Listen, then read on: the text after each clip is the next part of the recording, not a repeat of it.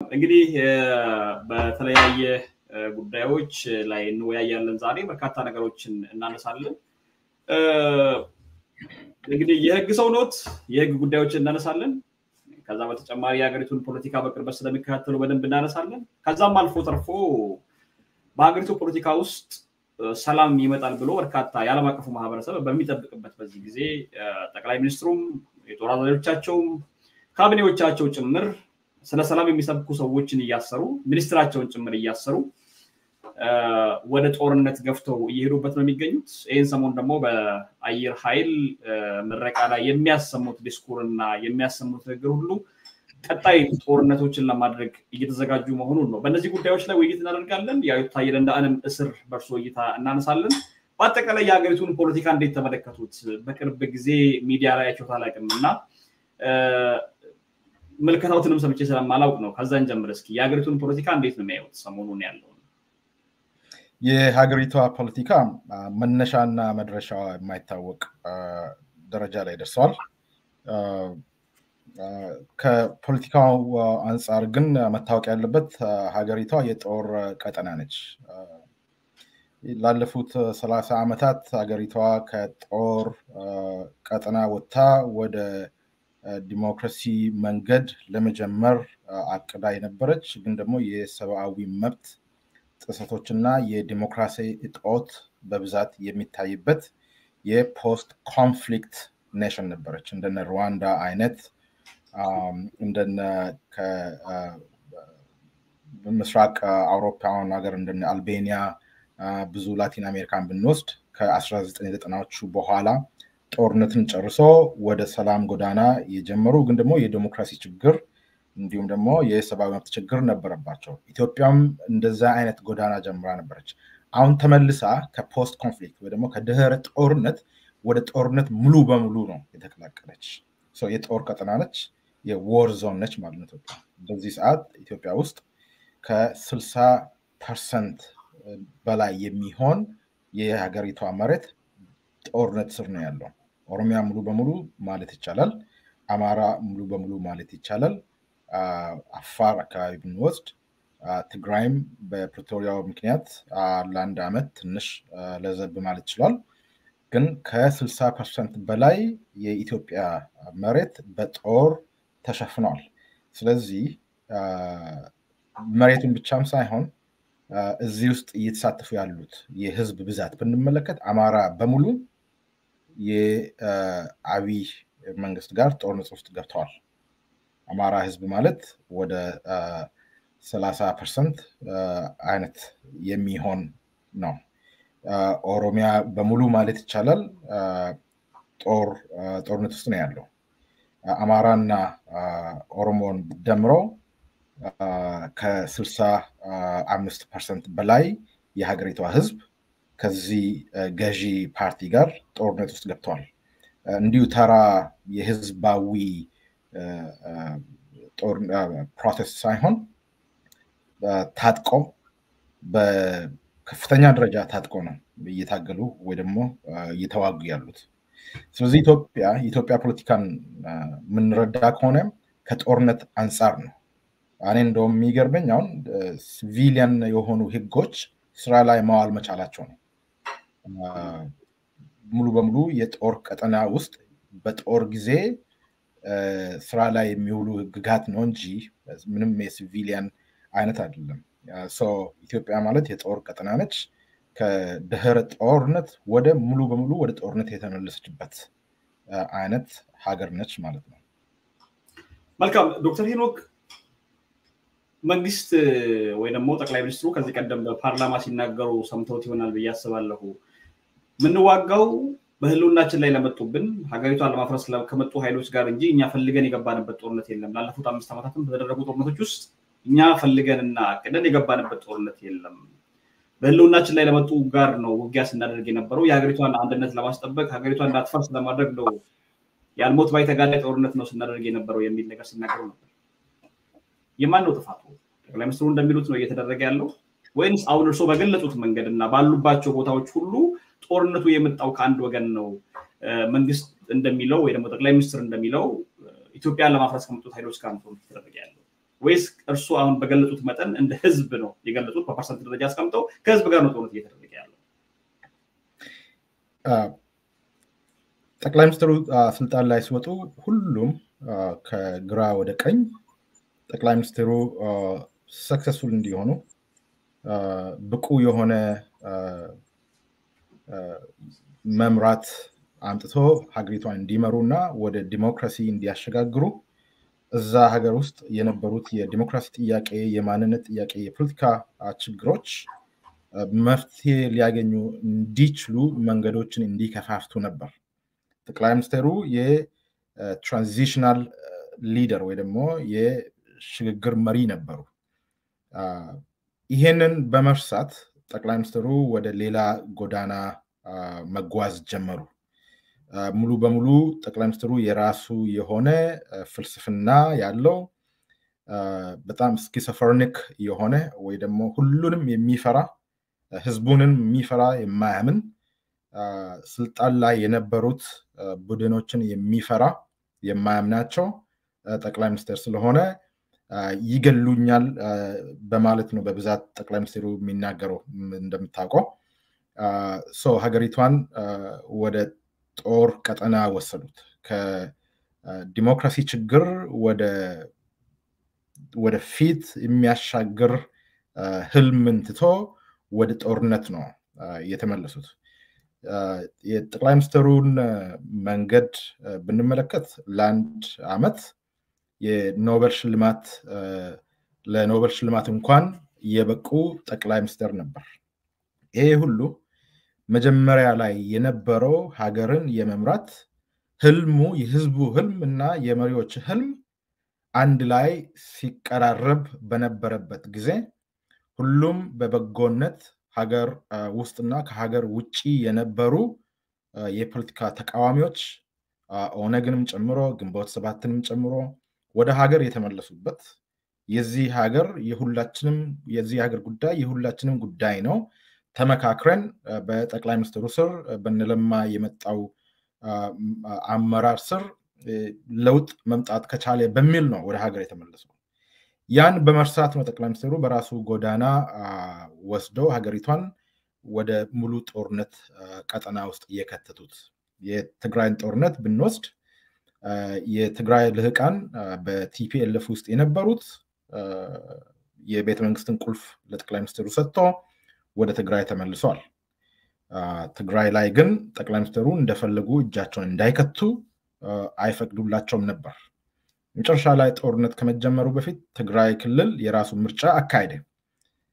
በዛ ሀገር ታሪክ ምርጫን ማካሄድ ህገ መንግስታዊ የሆነበት ትግራይ ክልል የተከሰሰችበት አንዱ ክስ ምርጫን አካሄደች ተብሎ ነው። እንግዲህ እግዚአብሔር ያሳይ። ምርጫን ማካሄድ ህጋዊ የሆነበት ህገ መንግስታዊ የሆነበት ሀገር ውስጥ ጠቅላይ ሚኒስትሩ ትግራይ ምርጫን በማካሄዷ እንደ አንድ ምክንያት በመውሰድ ነው ጦርነትን ያወጁት።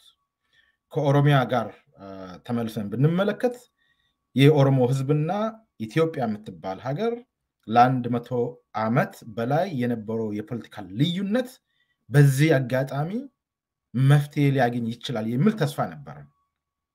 በእርግጥ ሙሉ በሙሉ መፍትሄ ላይመጣ ይችላል፣ ግን መንገዶችን ይከፋፍታል። ለኦሮሞ የሚታገሉ ቡድኖች የኦሮሞ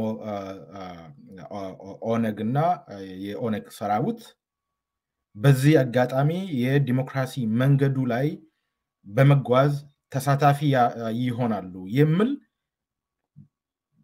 ተስፋዎች ነበሩ። ያን ተስፋ አጨለሙት ኦሮሚያ ውስጥ። ያን ተስፋ ከማጨለምም አልፎ ህዝቡን ከዚህ በፊት በማይታወቅ መልኩ በመግደል መንገድ ላይ በመወርወር የኦሮሞ ወጣት ተስፋ ቢስ እንዲሆን ምንም የመኖር ህልም እንዳይኖረው በማድረግ ወደ ጉጂ ላይ ወደ ወለጋ አካባቢ ብዙ ሰዎች እየተረሸኑ ነበር። የባስ ብሎ ከኢህአዴግ የሚበልጥ ሌላ አውሬ እንደመጣብን በኮቪዱ ጊዜ ታወቀ ማለት ነው። ይሄንን ሁሉ ድምር የሚያሳየን ምንድነው? ህዝቡ በሞኝነት የነበረው ህልምና ጠቅላይ ሚኒስትሩ ፐርሰናሊ ያለው የነበረው ህልም አይገናኝም ነበር፣ እንደውም ይጋጭ ነበር። ጠቅላይ ሚኒስትሩ አንድ ሰው ታላቅ ኃይለኛ አንድ መሪ በአፍሪካ ቀንድ ታዋቂ የመሆን ህልም ነበራቸው። ያን መጀመሪያ ላይ ተቃውሞ የኦሮሞ ህዝብና የትግራይ ህዝብ ነው። የህልሞችን መጋጨት ነው እዚህ ጋር የምንመለከተው እና ኢትዮጵያውን ያለችበት የደረሰችበት ውጥንቅጥ በዋናነት ተጠያቂ እንደውም የብልጽግና መንግስት ነው ማለት አትችልም። በግለሰብ ደረጃ ጠቅላይ ሚኒስትሩ ብቻ ናቸው። ኢንፋክት ብልጽግና መንግስት የሚባል ነገር ወይ ደግሞ ብልጽግና ቡድን ወይ ፓርቲ የሚባል ነገር የለም። አንድ ሰው ነው ያለው። አንድ ሰውና ሌሎቹ አጨብጫቢ በፍራቻ የሚተዳደሩ ወይ እንሞታለን እንገደላለን ወይ ደግሞ ያለን የምናገኘውን ኢንትረስት እናጣታለን። ብዙዎቻቸው ውጪ ልጆቻቸውን ልኮ ያስተምራሉ፣ መሬትን ይቸበችባሉ፣ ውጭ ሀገር ቢዝነስ አላቸው። ከተቃወሙ ወይ ደግሞ ተቃዋሚ ሀሳብ ካቀረቡ እነኚህ ኢንትረስቶች ይጎልባቸዋል። በፍራቻና በኢንትረስት ተጠምዶ ነው እዛ ውስጥ ያሉት ማለት ነው። እና የአቶ ታዬ ደንዳን በኋላ ጥያቄ ታነሳዋለ። ታዬ ደንዳ ከዚህ ከሁለቱም ስለሌለው ከኢንትረስትም ስለሌለው ፍራቻም ስለሌለው ነው አፈንግጦ ወጥቶ የተናገረው። በእርግጥ ፐርሰናሊ የሱ የፖለቲካል እምነት እና የሱ የፖለቲካል አስተያየቶች ምን እንደሆኑ ላለፉት 5 ዓመታት ኦሮሞ ህዝብ ላይ ምን አይነት አዋጅ ነበረ ሲያውጅ የነበረው አቶ ታዬ ደንዳ ኢንዲቪጁዋል የሚለው በኋላ እናነሳለን። ግን በአጠቃላይ ጠቅላይ ሚኒስትሩ የሀገሪቷ መሪ እንደመሆኑ መጠን ተጠያቂነት አለባቸው። ህልሞም የጠቅላይ ሚኒስትሩም ህልም ከህዝቡ ፍላጎት ጋር የተጋጨ ህልምን ይዞ ስለመጡ ለመጀመሪያ 1 ዓመት ይሄ ህልም አልታወቀም ነበር። ሁሉም በሞኝነት ነበር ወደ ሀገር ሲመላለስም የነበረው። ሙሴ እየተባለ መሪያችን እየተባለ የሚያሻግረን እየተባለ በጣም የተወሰኑ ሰዎች ብቻ ነበር ያልተሞኙት በዚህ። መጨረሻ ላይ ግን 2ኛ ዓመት ላይ ነው ግልጹ የታወቀው። ሲታወቅ ደግሞ it's already late እና አሁን የደረስንበት ደረጃ ላይ ደረሰን ማለት ነው። መልካም ዶክተር ሄኖክ እንግዲህ ይሄንን ነገር እኔም በደንብ ይሄ ነገር እንዲነሳ ስለፈለኩ ነው ራሴንም ጦረኛ ስርዓት እና ደም ጠማሽ መሪ ያልኩት። አንደኛው ስርዓቱ የማን ነው? ጦረኛው ስርዓቱ ነው ወይስ ግለሰቡ ብሎ አስቀምጠውልኛል ነው። ግለሰብ ነው ያለው ፓርቲ የለም ሌሎች ተጨብጫቢዎች ናቸው የሚል ነገር ነው የገለጹልኝ። which በግልጽ ኢትዮጵያ ውስጥ እየታየ ያለ ተቃዋሚ የነበሩትም ከሱ ጋር ያለ ምርጫ ጭምር ሚኒስቴሩ ነው አንድ ድምጽ ሳገኙ ሚኒስቴሩ ነው የተሾሙበት ሀገር ላይ ነው ያለውና አጨብጫቢ የሚለው ቃል የሚገልጻቸው ይመስለኛል። ምናልባት የገለጹበት ትክክለኛ ቃል ይመስለኛል። ከዚህ ጋር አያይዘን እንግዲህ ወደ ደም ጠማሽ መሪ የሚለው ቋንቋ ወደ ታዬ ደንዳ ንግግር እንሂድ። ታዬ ደንዳን ከረጅም ጊዜ በፊት ያውቁታል። ታሰረበት ጊዜም ሲመላለስ ከዛም ሲወጣ ወደ ስልጣን እስኪመጣ ድረስ ያውቁታል። በኦሮሞ ህዝብ ላይ ሲያራምድ በኦሮሞ ታጋዮች ላይ ሲያራምድ የነበረውን የፖለቲካ ልዩነትን በመጠቀም ሌሎችን የማጥፋት የኔን ዓላማ የማይከተሉትን በሚል የማጥፋትና የማጥላላት የማጥርሸቱን ነገር እናውቃለን። በስተመጨረሻም ደግሞ በህይወቱና በቤተሰቦቹ ህይወት ላይ ተፈራርዶ የመጨረሻውን ውሳኔ ተናግሮ አሁን እስር ቤት የገባበት ሁኔታ ነው የምንመለከተውና በአጠቃላይ የታየን ንግግር የታየን ጽሁፍ ንግግርና ከቀደምት ንግግሮቹ ዛሬ ካሉት ጋር በአጠቃላይ ያንሱልኝና ዝርዝር ነገሮችን ደግሞ ላንሳ። ከአቶ ታዬ ጥያቄ በፊት ስነ ስርዓቱ የማን ነው ላልከው አንድ ነገር ልጨምር። ስነ ስርዓቱ የአቶ አብይ አህመድ ስነ ስርዓት ነው፣ ግለሰባዊ ስነ ስርዓት ነው። እዛ ስነ ስርዓት ውስጥ ብዙ ተጠቃሚ መሆን የሚፈልጉት ቡድኖች አሉ። ጠቅላይ ሚኒስትሩ ለሁሉም ቡድን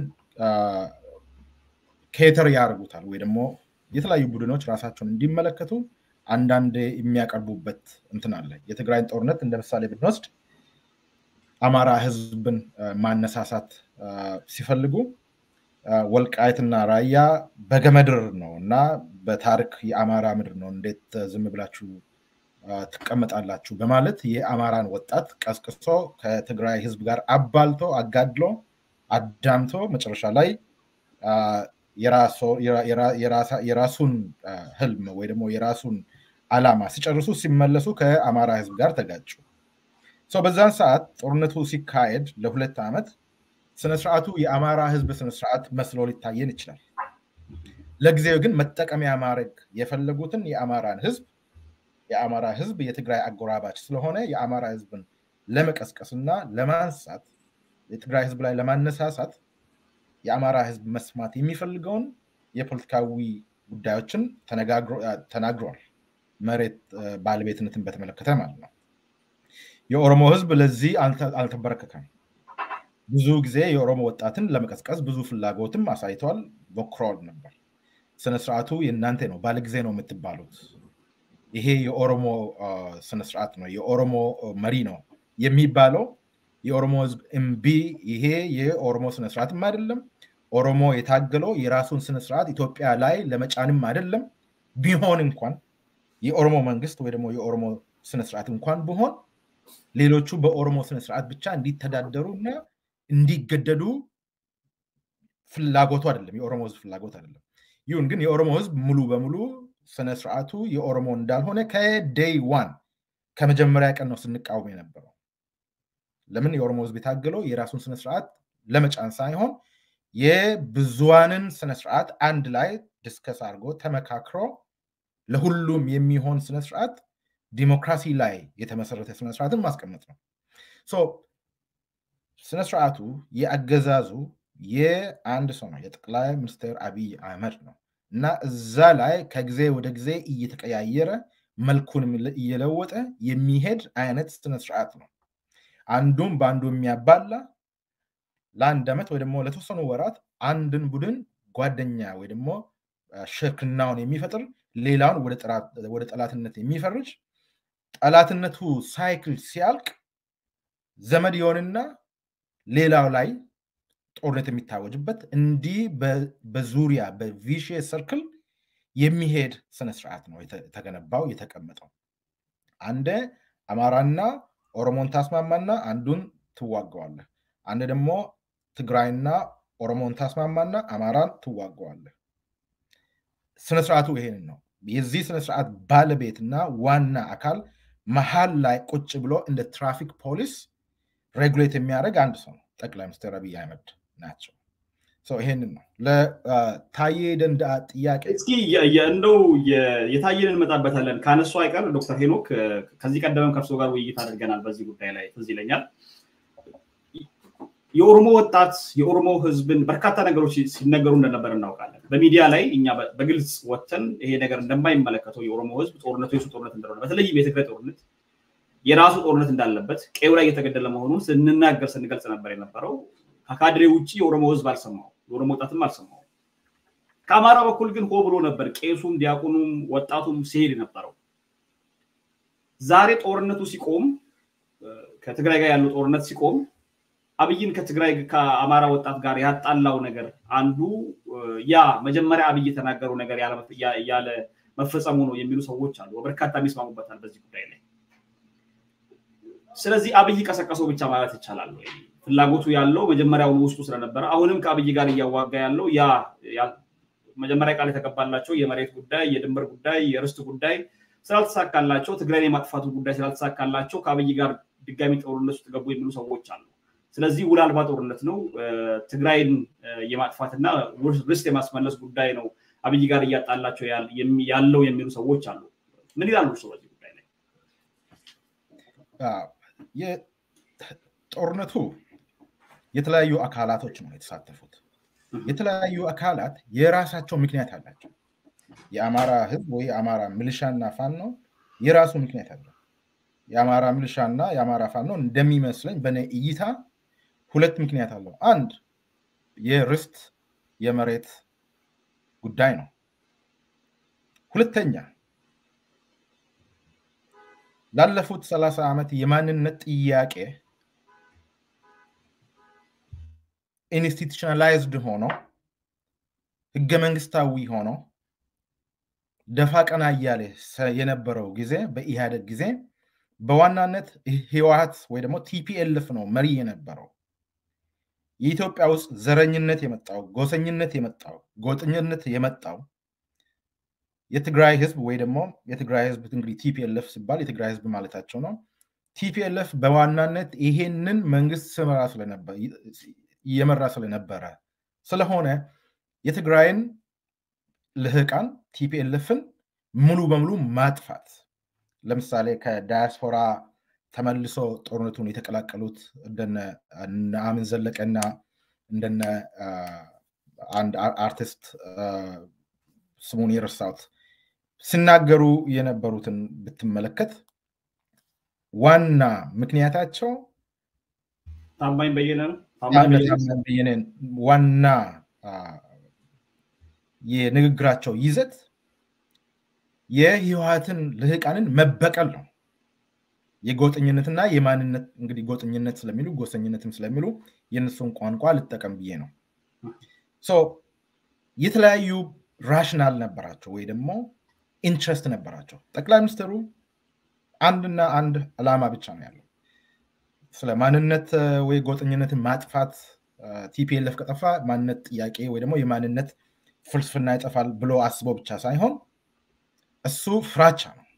ጠቅላይ ሚኒስትሩ ወደ የትኛውም አይነት ውጊያ የሚገባው ይገሉኛል፣ ይጨርሱኛል፣ እኔን ከስልጣን አባሮን ስልጣን ይይዛሉ የሚል ፍራቻ ነው በዋናነት። ከዛ በኋላ በእርግጥ የራሱ ፍልስፍና አለው፣ የራሱ አመራር፣ የራሱ ሊደርሺፕ ፍልስፍና አለው ጠቅላይ ሚኒስትሩ። ኢትዮጵያን ታላቅ ሀገር በአንድ ማንነት ላይ የተመሰረተች ገናና የሆነች በታሪክም የምትታወቅ ወደፊትም የምትቀጥል ኢትዮጵያ ማስቀጠል፣ እዛ ውስጥ ደግሞ ጠቅላይ ሚኒስትሩ አዲስ መሪ አዲስ ራዕይ ይዞ የመጣው መሪ ተብሎ እንደምንልክ ስሙ የዛሬ 100 ዓመት በኋላ እንዲነሳለት የመፈለግ አባዜ አለው ጠቅላይ ሚኒስትሩ። ሞር ዘን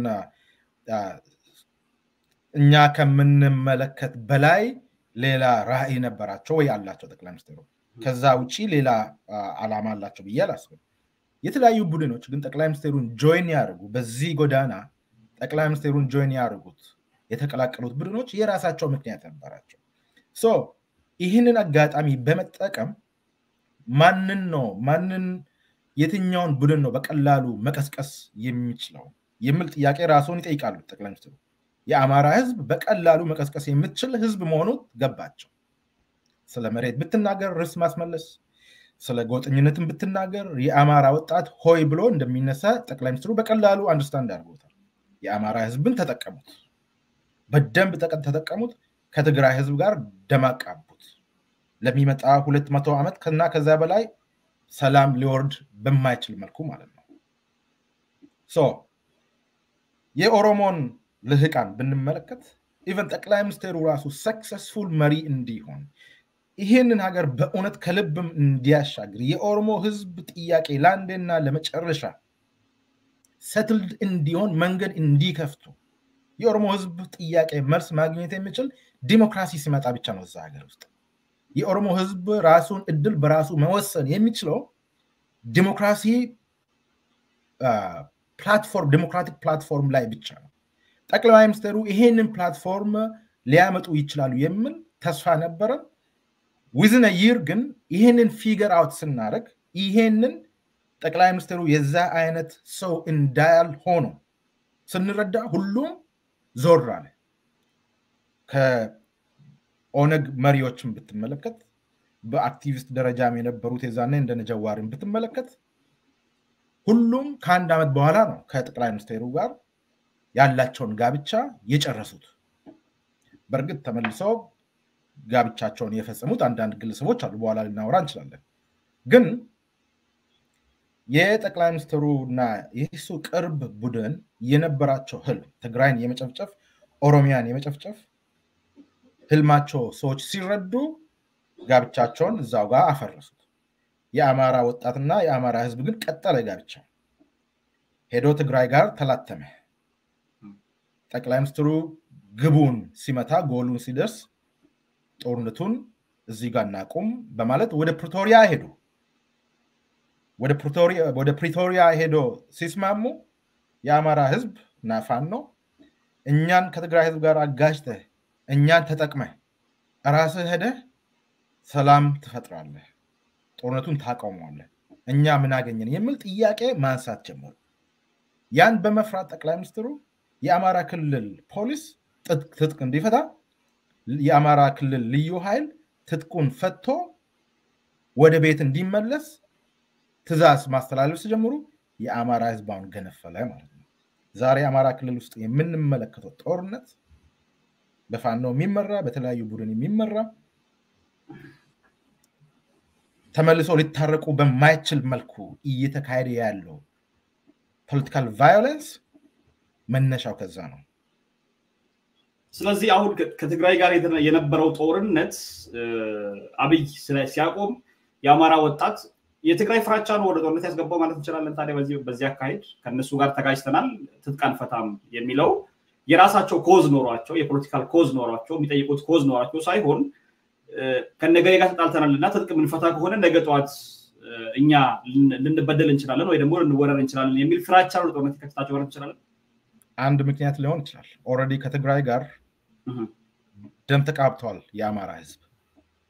የአማራ ሚሊሻና ፋኖ እስከ ስቴት ዲፓርትመንት እስከ ዲሲ ድረስ የዘር ጭፍጨፋ ወንጀል ወይ ደግሞ በጄኖሳይድ እስከ መከሰስ ድረስ ደርሰዋል። አሁን የአማራ ወጣት እና የአማራ ህዝብ ከትግራይ ጋር ተጋጅተዋል። ከኢትዮጵያ መንግስት ከጠቅላይ ሚኒስትሩ ጋር ተጋጅተዋል። መሃል ላይ ሳንድዊች ሆኖ ነው ያለው። ከዚህም ከዛም የለው። ስንመክራቸው መጀመሪያ ላይ ይሄ ነገር አያዋጣቸውም፣ ከሌሎች ህዝብ እኩል ይሄንን ጦርነት እንዳትደግፉ፣ ይሄንን ጦርነት ለአማራ ህዝብ ምንም የሚያመጣው ነገር የለም ጠላትነትን ካልሆነ በስተቀር እያልን ስንመክራቸው፣ ስለምናቸው፣ ስንማጸናቸው የነበረው ሰሚ ጆሮ አልነበረም። አሁን ትግራይ አማራ ክልል ውስጥ የሚካሄደው ቫዮለንስ ከዛ ይመነጫል። ከትግራይ ጋር ያለው ድንበር ስለሚካፈሉ ፍርሃት አለ። ከዚህ ከአዲስ አበባ የሚመጣው ሌላ ችግር አለ። ይሄ ነው። በተጨማሪ የአማራ ህዝብ ኮዝ የለውም ወይስ አለው የሚለው ጥያቄ ላነሳው እኔ እንደ አንድ ሰው የአማራ ህዝብ በጣም ከበቂ በላይ የሆነ ኮዝ አለው ብዬ አምናለሁ። ምንድናቸው ኮዛቸው ወይ ደግሞ የአማራ ህዝብ ጥያቄ ምንድናቸው ለሚለው ጥያቄ እኔ እናንተ የዛሬ 6-7 ወር አንስተን ተነጋግረናል። መጀመሪያ ላይ እንደውም ብዙ ሪስክ ወስጄ ነበር ይሄን ነገር ያወራሁት። የፖለቲካ ጥያቄ ያለው የአማራ ህዝብ ዲቴል ይዘቱ ኮንቴንቱ የአማራ ህዝብ ፖለቲካ ጥያቄ ምንድነው የሚለው ለአማራ ሊቃን እንተዋለን። ግን የአማራ ህዝብ እንደ ሌሎች ክልል ህዝቦች ተጎድቷል። በደኢህዴን ወይ ደግሞ በአማራ ሊቃን ከኢህአዴግ ጋር የነበሩበት ጊዜም አሁን ደግሞ በብልጽግና ጋር ሆኖ የአማራን ህዝብ ለብዙ ችግርና እንግልት እየዳረጉ ያሉት የአማራ ሊቃኖች አሉ። የአማራ ህዝብ ተንደላቆ በቂ የሆነ ኮምፎርታብል የሆነ ኑሮ እየኖረ ነው ብለን ማሰብ አንችልም አሁን ደረጃ ላይ። የአማራ ህዝብ እንደማንኛውም ሰው የራሱ ኮዝ አለው። ኮዙ ሂስቶሪካሊ ስንመለከት ግን ከኢትዮጵያ ጋር ያለው ሪሌሽንሺፕ ወይ ደግሞ ግንኙነት የኦሮሞ ህዝብና ኢትዮጵያ የምትባል ስቴት የነበራቸው ሪሌሽንሺፕ ጋር ላይመሳሰል ይችላል። የአማራ ህዝብ በብዛት የኢትዮጵያን ስቴት ውስጥ ተደብቆ ሲኖር የነበረው የኢትዮጵያን ስቴት ተላብሶ ሲኖር የነበረው ሂስቶሪካሊ ወይ ደግሞ በታሪክ ብዙ ችግር ወይ በደል ያልደረሰበት ህዝብ ላይ ይችላል። አሁን ላይ ግን የአማራ ህዝብ በደል የለበትም ማለት አንችልም። ብዙ በደሎች ደርሰውበታል። ይሄ በደል ግን እንዲደበቅ፣ ይሄ በደል እንዳይታይ፣ ይሄ የአማራ ህዝብ የፖለቲካ ጥያቄ እውቅና እንዳያገኝ ቫዮለንት በሆነ ቡድን እንዲመራና የህዝቡ ኮዝ እንዲረሳ የሚደረጉትን እንቅስቃሴ የአማራ ህዝብ ሲታገል አይተናናቅም። ወይ ደግሞ የአማራ መሪ ነን የሚሉ ከውጭም ከሀገርም እንደውም የጠቅላይ ሚኒስትሩ መጠቀሚያ ሆኖ የአማራ ህዝብን ለበለጠ አደጋ ነው እንጂ እያጋለጡት ያሉት ህዝቡን ሰብስቦ ባንድ መንገድ ባንድ ጎዳና ከሌላው ህዝብ ጋር አስማምቶ ከሌላው ህዝብ ጋር ያለውን የፖለቲካል ተመሳሳይነትን አንድ ላይ ተነጋግሮ ተመካክሮ ወደ ትግል ጎዳና መውሰድ አልቻሉትም። የሚያሳዝን ፓርት የአማራ ህዝብ ከትግራይ ጋር ሲጋጭ በብዛት የአማራ ልቃን ነው ይሄንን ግጭት የመሩት። ከዛም ተመልሶ ደግሞ የኦነግ ሸኔ መንግስት ነው የኛ ጠላት በማለት አጠቃላይ የኦሮሞ ህዝብንና ብልጽግናን አንድ ላይ ሰብስቦ አንድ ቡድን አድርጎ የኦሮሞ ህዝብ ላይ ጦርነትን አወጁ። የኦሮሞ ህዝብ የአማራ ህዝብን የትግል አጋር መሆን የሚችለውን ህዝብ እንደ ጠላትነት ፈረጁት። ወለጋ ላይ የወለጋ ድንበር ላይ የምንመለከተው ብዙ ግድያዎችን ብንመለከት በፋኖ ከተለያዩ መጥተው ወደ አገምሳ የሚባል ከተሞችን ወደ ወለጋ ጫፍ ላይ የምናያቸው ጭፍጨፋዎች ከዛ አይነት አስተሳሰብ የመነጨ ነው። ምን አይነት አስተሳሰብ ነው? የብልጽግና መንግስትና የኦሮሞ ህዝብ መሃል ምንም ልዩነት የለም፣ ይሄ የኦነግ ሸኔ መንግስት ነው የሚል ከእውነት የራቀ በግልጽ በጠራራ ፀሐይ የሚታወቅ ባለማመን አንድ ላይ ህዝቡንም ብልጽግናንም አንድ ላይ ይታገሉታል። ይሄ ከትግራይ ጦርነት ያልተማረ ህዝብ ወይ ደግሞ ለህቃን አሁንም ድጋሚ አይነት ስተት ነው እየፈጠረ ያለው። ይሄ ለጠቅላይ ሚኒስትር አብይ ትልቅ ስጦታ ነው፣ በጣም ትልቅ ስጦታ። ጠቅላይ ሚኒስትሩ የኦሮሞ ህዝብ በትንሹ ቀስቅሶ ወደ አማራ ህዝብ ላይ እንዲቀሰቅሱ የሚጠቅማቸው አይነት ስጦታ ነው። ይሄ እሱን ነው እየታገልን ያለ ነው። እኛ ለአማራ ህዝብ ትልቅ ትምህርት እንድንሆን ወይ ደግሞ ትልቅ ትምህርት እንድንሰጥ ባገኘነው እድል ይሄ ብልጽግና መንግስትና የኦሮሞ ህዝብ ትግል የተለያዩ ነገሮች ናቸው፣ በግልጽም የሚታወቁ ነገሮች ናቸው። አታቀላቅሉት፣ ጠላታችሁን ለዩት፣ ትግላችሁንም ጠራ አድርጉት፣ ክላሪቲ ይኖረው እያለን በየጊዜው የምንመክረው ከዛ ነው የሚነሳው፣ ከዛ ነው የሚመነጨው። ፋኖ የኦሮሞ ህዝብን ለጠላትነት ቆጥሮ የኦሮሞ ህዝብን ሲጨፈጭፍ ብዙ ርቀት ሄደን የኦሮሞን ህዝብ ትግል ማስተማር የምንፈልገው ወይ ደግሞ የምንሞክረው የአማራን ህዝብ ትግል መንገድ እንዲያስይዙት ነው። የተወሰኑ ሰዎች ይረዳሉ፣ እንደነ ልደቱ አይነት እንደነ ኢንጂነር ይልቃል አይነት ይረዳሉ። ግን በታሪክ ሂደት መቀበል የማይፈልጉት አንዳንድ ነገሮች አሉ። በጊዜ ሂደት ግን ይለምዳሉ የሚል ተስፋ አለ። ባጭሩ የአማራ ህዝብ ኮዝ አለው፣ በቂ የሆነ የፖለቲካል ጥያቄ ያለው፣ የሙስና ጥያቄ ያለ እዛ ሀገር ውስጥ እዛ ክልል ውስጥ የአማራ ህዝብ የዚህ መንግስት መጫወቻ መሆን ራሱ አንድ ጥያቄ ነው፣ አንድ የፖለቲካ ጥያቄ ነው። ይሄንን ጥያቄ ወይ ደግሞ ይሄንን ኮዝ ግን እንዲደበዝዝ እንዳይታይ ህጋዊ እንዳይሆን ቅቡልና እንዳይኖረው ብዙ ስራዎች ሲሰሩ ማንም ከአማራ ልቃን ወጥቶ ሃይ የሚል መሪ የላቸው። ህዝብን እንደ ህዝብ የሚፈርጁ እንደ ጠላት ልህቃን ነው ያላቸው የተወሰኑት ሰዎች ናቸው እና ያሉበት ችግር ውጥንቅጥ የተገቡበት ከዛ ብዙ መልክ ችግሮች የተነሱ ናቸው ለማለት ፈልጌ ነው።